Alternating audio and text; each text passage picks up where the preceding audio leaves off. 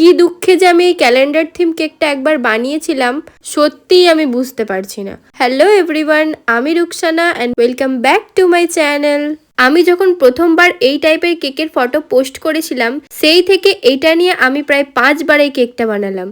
আমি সত্যিই জানতাম না যে এই কেকের ডেকোরেশনটা মানুষের এত বেশি পছন্দ হবে। এটা হচ্ছে সেই ক্যালেন্ডার থিম কেকটা যেটা আমি তোমাদের সাথে আগেও শেয়ার করেছি, কিন্তু কালার কম্বিনেশনটা এক নয়। তো বেসিক্যালি আমার ফ্রেন্ড সকালবেলায় আমাকে ফোন করে বলে যে একটা ক্যালেন্ডার থিম কেক বানিয়ে দিতে হবে।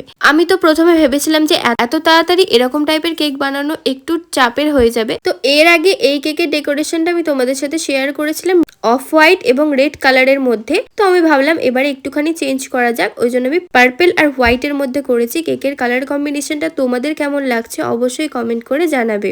এরপর দেখো আমি ক্যালেন্ডারটা কেমন ভাবে বানাই সেটাও তোমাদের সাথে আজকে শেয়ার করে দিলাম। বেসিক্যালি এই ক্যালেন্ডারটা কিন্তু ফন্ডেন্টের হয়। এরপর যে রেড হার্টটা বসাচ্ছি সেটা আমি ফন্ডেন্ট দিয়ে বানাই না, আমার কাছে কিছু রেড হার্টের স্প্রিঙ্কেল থাকে, সেখান থেকে একটা আমি লাগিয়ে দিই।